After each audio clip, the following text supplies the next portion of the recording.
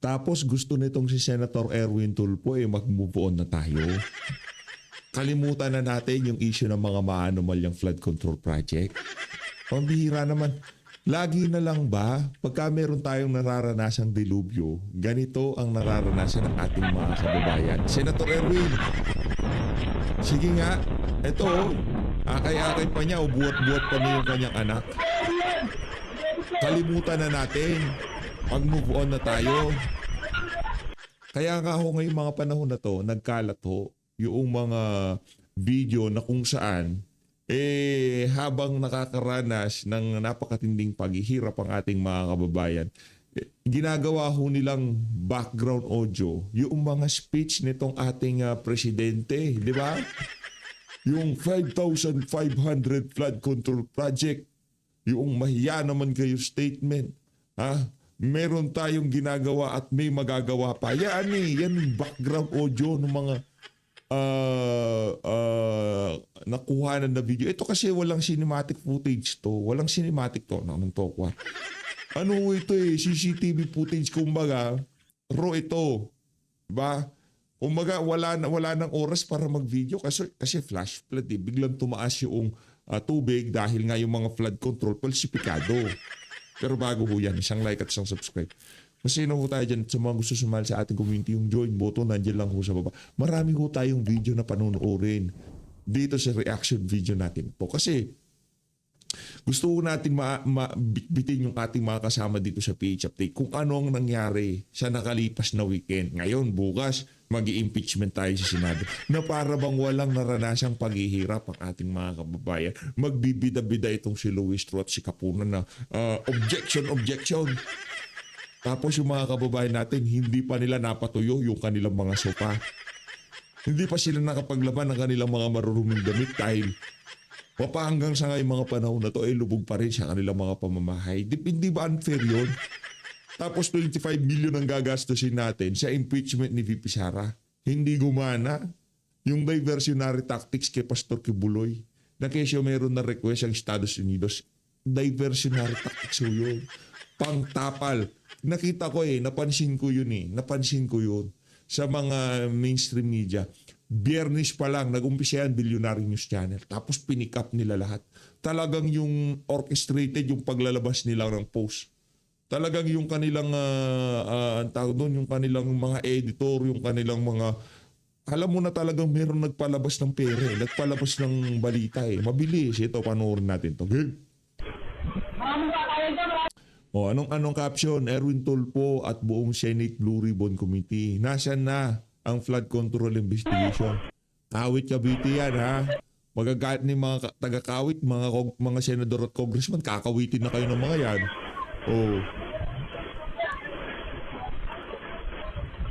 Hirap po niyan, hirap yan.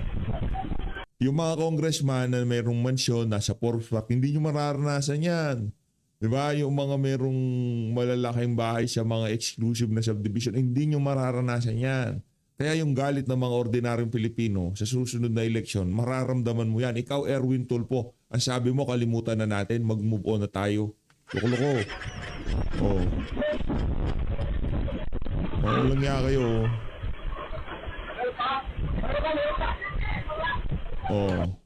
Yan ang ito, Sama-sama tayo sa Lunes! Excited na ako! Happy! Happy ka, madam? Yes. Sorry na lang sa'yo. Kayo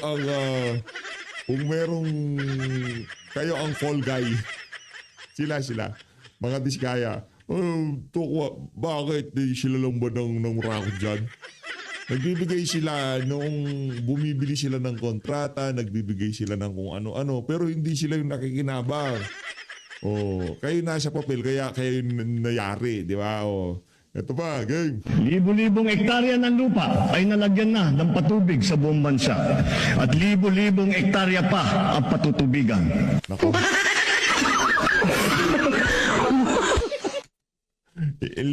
Iba ho pala ibig sabihin ni Marcos Jr. nung patubig yung ano niya, yung ibig sabihin pala yung patubig, buong bansa talaga papatubigan niya, pambira.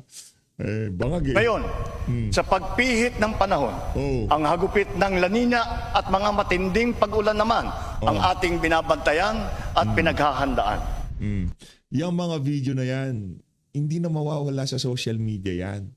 Lagi na lang pagka merong bagyo, merong kalamidad, merong dilubyo, kaninong boses ang naririnig ng ating mga kababayan na nagyayabang sa social media, sa SONA.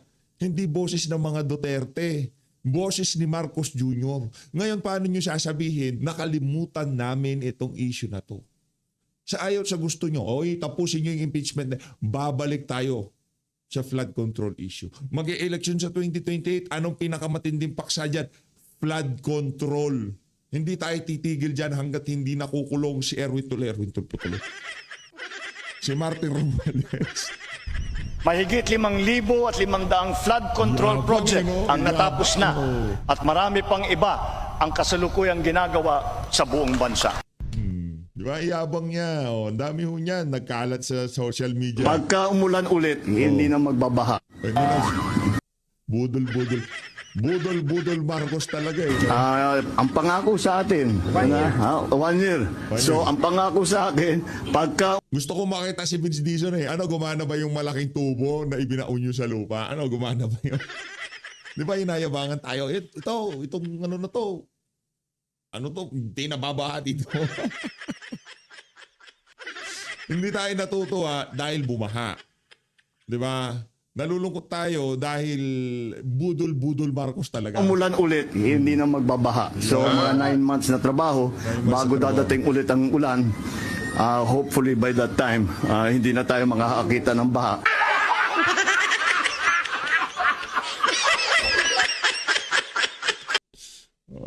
Budol Marcos eh. Oh. Next. Mula sa bansang 20 ang bigas, mahal ang gas, pamasahe mataas, batas hindi patas, presidente mandurugas, Pilipinas! Pagka ganyan na yung lalabas sa bibig ng ating mga kababayan, kung nagbabala ka pa tumakbo sa 2020, yung manok mo sa 2028 si Leni Robredo, kung ako kay Leni Robredo, tatakbo ako na mabilis, palayo. Di ba? Kung ako kay Leni Robredo, tatakbo ako na mabilis, palayo. Palayo kay Marcos Jr. Ano yan eh? Kumbaga, yung ano niya, endorsement niya, ano yan, kiss of death. Hindi ka walang mabuting maidudulot sa iyo yung endorsement na yan ni Marcos Jr. Luyo natin. Kay Senator Marcoleta. Walang sounds. Natin. Tagal ko na Okay. Game. ba ninyo kung bakit tayo nagkaganito, Madam President? Kasi po matagal ko nang sinasabi, 9 na buwan na po ang nakararaan, ngunit ayaw nating ituloy ang pag-iimbestiga sa flood control scandal. Yan. Isang pinakamalaking nakawan sa ating bansa. Parang ninakawan ng isang pamilya sa tanghaling tapat. At ang mga magnanakaw ay hindi nakamaskara. Nakakurbata lahat. Po ninyo kung bakit tayo nagkaganito, Madam President? Nakukurbata lahat. Kasi po matagal Ito si Erwin Tulfo. Game. Pero dito sa flood control, sinabi na po ni Ombudsman na Boying, sila na po ang bahala. Dapat hindi na po nakikialam ang Blue Ribbon. Sintusin. In aid of legislation. Ano ibig sabihin? Kayo nasa Senado. Ito na ang inyong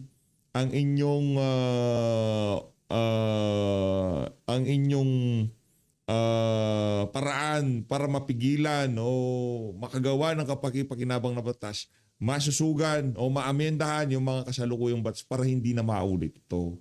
Diba? Yun.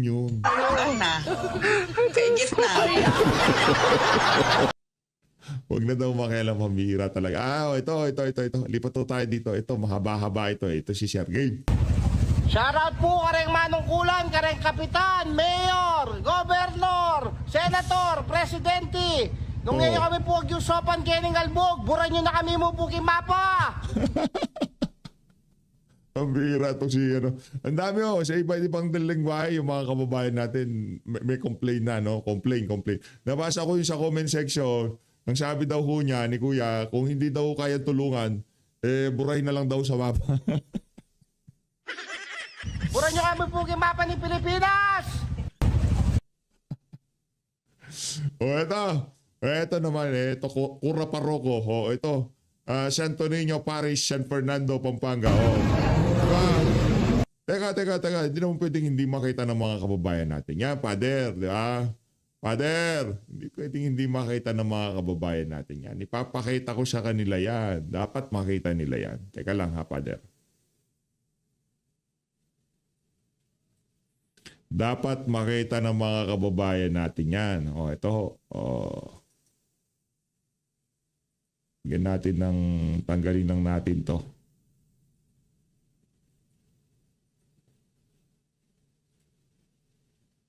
Yawn. Ayos. Ito na. Game. Yan ang flooding in Santo Niño Parish in San Fernando. At least, di ba, para sa mga nagsisimba dyan at kay Father, at least may impeachment tayo. Palpakan. Di ba? Okay lang baha ang Santo Niño? Okay lang baha ang Santo Niño Parish in San Fernando, Pampanga? Ang importante dito, impeach si Vice Sara. Di ba? Yan ang prinsipyo ng mga taga-simbahang Katolika. Di ba?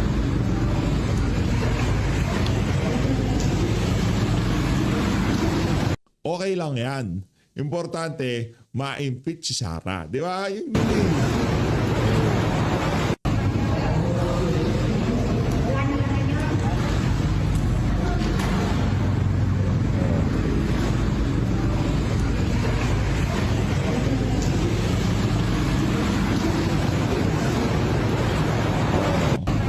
Lipat na ko tayo kay Secretary Vince Dizon. Dami.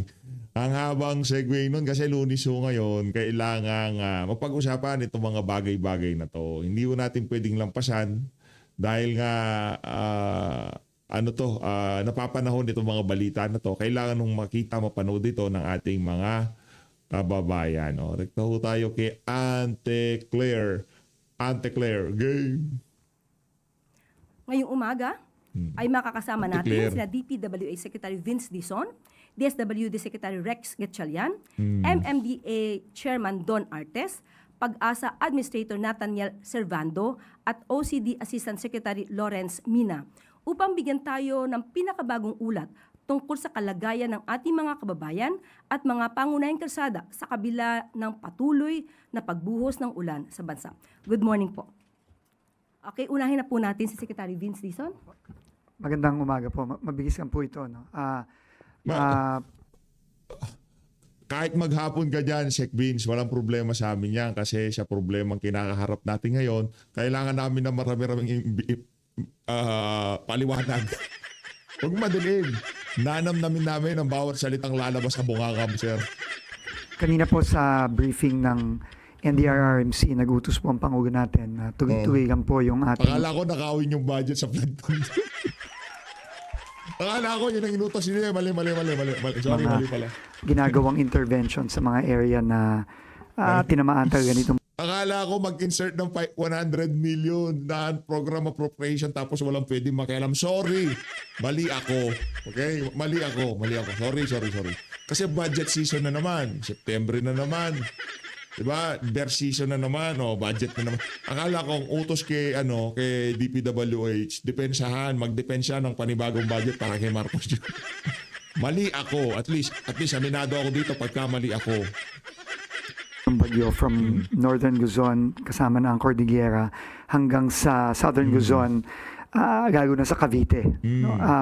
So tuloy-tuloy po tayo, yung mga tao natin on the ground, tuloy-tuloy sa ginagawa nating declogging ng mga waterways, pati na rin yung mga drainages natin. At the same time, sinisigurado lang natin na yung mga pumping stations natin lalo na sa Metro Manila umaandar, at kung merong mga pumalya o magkaroon ng problema kagaya nung nangyari sa may tumana sa Marikina nung Sabado ng gabi, immediately nakadeploy po ang MMDA pati na rin ng DPWH ng mga mobile pumping stations para siguruhin na mahigop ang tubig na nasa mga kalye para palabas sa mga waterways natin. So, tuloy-tuloy lang po tayo ngayon, mag-iikot pa rin tayo kasama ng mga iba't ibang kawani ng DPWH para masigurado na tuloy-tuloy ang bumaba ang mga tubig baha sa maraming lugar from Sakit sa ulo ba?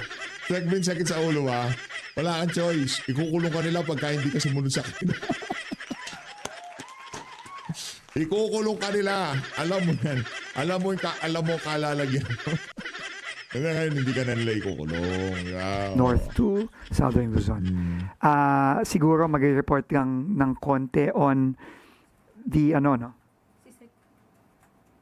Ay, wala na to, no? Sorry, pasensya na po. May presentation Okay, yata okay. si... No, very quick lang. So, nasabi nga, na-report kanina, alam nyo naman, simula nitong late last year hanggang ngayon, marami tayong mga sinimulan na mga intervention sa iba't ibang areas sa Metro Manila at sa iba pang mga lugar, kasama na yung Oplan Kontrabaha na ginaunch ng ating Pangulo. And dahan-dahan nakikita natin yung mga magagandang resulta nito, no? Pero sabi nga ng Pangulo kanina, hindi nagtatapos dito to, no? Tuloy-tuloy yung interventions natin at kailangan talaga maisaayos na yung taon at dekadang ng mga hindi maayos na pagsasagawa ng mga flood mitigation. Iyon. Pambihira, unahin natin, hindi dekada. Doon muna tayo sa nakalipas na 3 taon. Saan napunta yung trilyon? Kagad nyo kaming, hito tactics na naman eh. Pusit tactics eh. Linalabuan nyo eh. Yan ang problema. Kaya pagka bumabagyo, bumabaha, pagka bumabaha, ang background audio ni Marcos Jr. Yun ang ginagamit ng mga kababayan natin eh. Inaano nyo kasi, linuloko nyo eh. Huwag ganun, Sek Beans. Alam nyo dahilan kung bakit tayo binabaha ngayong mga panahon na to. Diba? Hindi ko sinasabi hindi tayo binabaha dati. Pero ang problema ngayon, malala ang baha. Yun ang problema. Interventions, no? So, 5 bagay lang ang paulit-ulit natin ginagawa sa lahat ng lugar. Number 1, yung dredging natin at cleaning ng waterways. Number 2, kagaya nung ginawa natin sa G. Araneta, yung pagpapalaki natin ng mga drainage pipes, dinodoble, tinitriple natin yan at makabago ng mga pipes ang ginagamit natin, yung tinatawag nga nilang HDPE, kung saan tatagal at mas mabilis ang agos ng tubig, kagaya nitong sa G. Araneta, no, nakikita natin na kapansin-pansin yung hindi masyadong pagtaas ng tubig. Hindi, Sek Beans, yung mga accomplishment nyo, kung yan ang ibibida nyo sa amin, hindi yan. Ito pinakita ko sa iyo lahat ng binagyo sa Kawit, Cavite, iba't ibang lugar. Yan, Ginarneta na yan, wala kang pakialam dyan. In the first place, wala naman dadaan sa kalsada pagka bumabagyo. Nasa bahay lahat yung mga kababayan natin. At tupagin nyo yung mga flood control na makaka-apekto sa mga kababayan natin. Yun. Yung mga, pagka may bagyo ba, may traffic sa kalsada, nasaan ba yung mga motorista? Wala, nagpapahinga sa bahay. Bakit? May bagyo nga. Nasa bahay sila, wala nga tubig sa G. Araneta, GW Araneta, kung ano man pangalan ng lugar na yan. Yung tubig, nasa loob pala ng bahay. Baka linipat mo doon. Ano naman si Sek Beans, wag ganun. At yung mabilis na paghupa ng tubig. No, ikatlo, yung ating mga ito din, no, sa Santa Isabel sa may Taft Avenue. Ikatlo, yung ating mga pumping stations. Alam naman natin, matagal nang rinireklamo, lalo na ng mga mayors natin sa Metro Manila, yung maraming mga pumping station na hindi gumagana.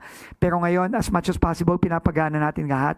At kung meron mga hindi gumagana o pumapalya, naglalagay tayo ng mga mobile pumps, kagaya nung ginawa natin sa Marikina at sa Las Piñas nitong weekend.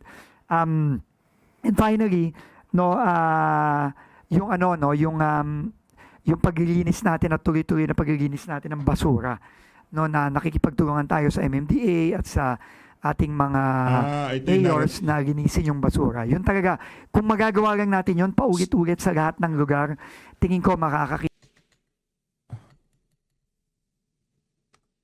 talaga. So, ang narrative talaga ngayon, hindi na flood control ang issue. Basura na. Ayos.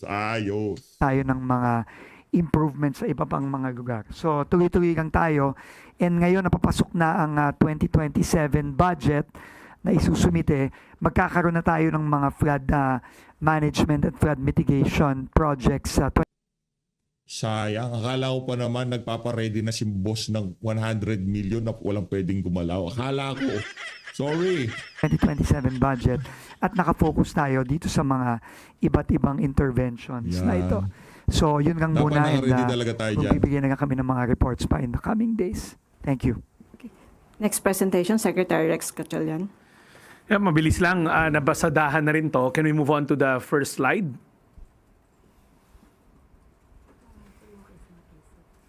Well, yeah. Next slide.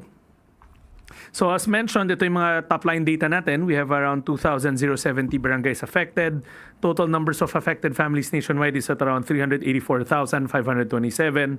Ang open na evacuation center as of 6 a.m. this morning is at around 624, of which ang laman niyan... Napagod tuloy itong si Sec Rex dahil siyempre DSWD, di ba? Kung ginawa nyo ng maayos yung trabaho nyo sa DPWH, yung mga numero na yan hindi ganyan katataas, di ba? Ano pa lang ho yan, kumbaga estimate pa lang yan, di pa ngayong ibang lugar nga hindi pa accessible, kaya hindi pa talaga malaman kung gaano karami yung mga naapektuhan itong napakalupit na bagyo na to. At sabi ko ng mga eksperto, marami pang daraan ng mga ganito kalalakas na bagyo pagpasok ng September. Ay ngayong September. August na tayo ngayon, September. Ako, September na. Nasa loob ng evacuation center, 16,135 families. We have around 11,363 families outside evacuation centers. Partial na data on damaged homes. We have 367 damaged houses. 27 of them are totally damaged. 340 are partially damaged. Now, the next slide will show you yung nabanggit na ni Yusek Claire. To date, we've released 54,370 family food packs. We expect that number to go up kasi right now we're processing more requests from local government units who are asking for augmentation. Family food packs, ready-to-eat family food packs stands at around 2,722. And then we've already processed around close to 1 million pesos worth of financial assistance, lalong-lalo na dun sa mga namatayan because of landslides up north in Cordillera. The total cost of humanitarian assistance stands at 39.375. The next slide will show you. Alam nyo ako, sangayon ako dun sa suggestion nitong si, yung pangalan nun, yung eksperto sa mga sasakyan, yung si Dickens, yun, Dickens pa pangalan nun. Na pagka dapat may bagyo, ipangalan na lang natin yung mga bagyo doon sa mga kurakot na mga government official. Kunyari, pagka letter B, bongbong, ganun. Kunyari naman pagka T, tulpo, ganun dapat yung mga pangalan. Or kung letter E, Erwin, mga ganun. Pagka T, tambaluslos. O kung ayaw mong tulpo, pwede tambaluslos. O Martin pag M. Romualdez, mga ganong apelido. Kasi pinapangalan, Sara, hindi naman corrupt si VP Sara. Wala naman siya ginalaman sa flood control. Diba, ganyan kaluloko yung mga tagapag-asip. Papangalan mo sa Sara. Ano kinalaman ni Sara? Ipangalan mo, kunyari, ano ba? Sharon, ganon. Sino Sharon yan? Di ko alam. Basta Sharon na lang. Daming Sharon, ha? You the preparedness of the country. Lagi kasing tinatanong kung handa pa ba tayo. Right now, the national stockpile of family food packs spread across 1,000 warehouses stands at Kung ibinibida mong stockpile, Sek, yung stockpile na hindi halos makain ng ating mga kababayan, ako may problema tayo dyan. 4.980,095 family food packs nationwide. Kahapon nasa before the storm hit, that was around 5.1 million. So we're ready. This is the largest stockpile the country has since we started doing this system. If you can check last year, hindi ganyan kalaki yan. We keep on growing it. Alinsunod na rin sa utos ng ating Pangulo to make sure that we've pre-positioned before typhoon, earthquakes, volcano, or any type of disaster happens. Total number of non-food items, 245,474. Yan na naka-standby nationwide. So that ends my presentation. Question and answer muna tayo para kala Secretary Q&A Dizon and muna, Secretary Q&A. Yan ang gusto ko, Gatchalian. Q&A. So unang tanong mula kay Samuel Madinilla, Business Mirror. Good morning. For Secretary Dizon lang po. I-follow up lang po namin kung ilan na po ang contractors na recognized ng DPWH at saka kung nagkaroon po ba ng changes sa pag-vet ng contractor since nag-start po yung campaign against flood control project anomalies last year po. Sorry, ilang contractors ang Recognized na po ng DPWH. recognized? Yung mga kaibigan ni Sandro Marcos siguro o baka medyo napatawa to si Sec Vince. Teka lang, ilan ba? Kasi pagka nagbigay ako ng pangalan, kakalkalin itong mga to. Sino ba? Hindi ko naintindihan yung tanong. But anyway, bottom line is, if you are a contractor na may kaso, like the SunWest, etc., the Diskaya Group, o wala kang lisensya, blacklisted ka na. Hindi ka na makakapag-participate. SunWest, Marta, yan? SunWest kasi Zaldico. Tapos, yung isa naman, Diskaya, pambihira naman. Wala. Kasi yung kay Guardiola. Diba? Yung mga konektado dun sa mga congressman. Ba't walang ganun? Participate. For all other contractors, as long as legitimate ka, kumpleto ka ng papeles, pwede ka mag-participate. So let's just be clear about that. Now, for the contractors that are currently being investigated, lahat po yan ay nasa Office of the Ombudsman na sinabmit na yan ng both ng DPWH at dati ng ICI, and hintayin natin yung magiging aksyon ng Aray Ombudsman. ko, hintay na naman, Sec Vince. Iinip na yung ating mga kababayan. Lubog na sila sa baha. Tapos hintay pa rin sa ombudsman. Nakukulong sa ombudsman yung mga walang hindi konektado sa flood control. Ito naman, Sec Vince. On future Tulungan mo kami. cases that will be ultimately filed in court. So yun, no? So yun ang sitwasyon natin ngayon. As far as vetting, sinisigurado natin that yung ating mga procurement processes are totally transparent. Lalo na ngayon na open na yan sa transparency portal ng DPWH for everyone, including the media, to participate in. I-follow up ko lang po. So ilan po yung contractors na pwedeng mag-enter sa contract with DPWH po? Ilan? Marami yan. I cannot give you a number. No? I cannot give you a number. All legitimate contractors, lahat ng may lisensya, lahat ng basta hindi blacklisted, basta walang kaso, pwedeng mag-participate. So, I will try to get you a number, but marami-rami yan. No?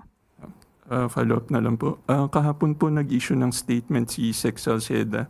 Na-mention po niya na nagkaroon ng tightening ng bank credit for legitimate contractors.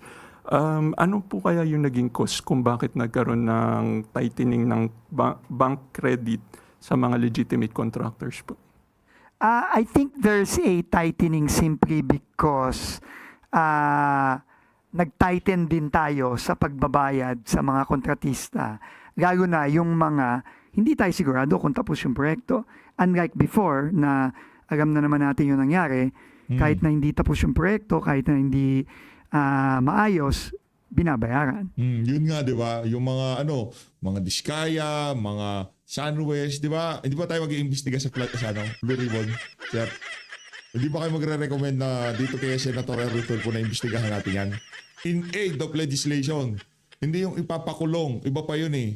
Yung gagawa ng batas, re-repasuin ng batas para hindi na maulit yung mga ganong klaseng pangyayari. Yun yung atin dun eh.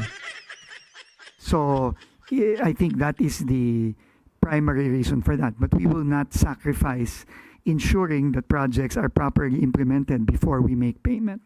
So that is just my suspicion, but I don't know what the actual reason for the. You'll have to ask the banks what the reasons are for that. Last na lang po. May mga proposal po na na-mention si Sec Salceda po doon sa statement niya kahapon para raw po ma-provide ng parang financing yung mga contractors para hindi na raw po sila magkaroon ng problema sa pag-implement ng mga infrastructure projects. In-approve po kaya ni President Marcos yung mga proposals niya? Hindi ko alam. You will have to ask Secretary Salceda. Thank you. Sunod na tanong mula kay Harley Balbuena, IBC 13.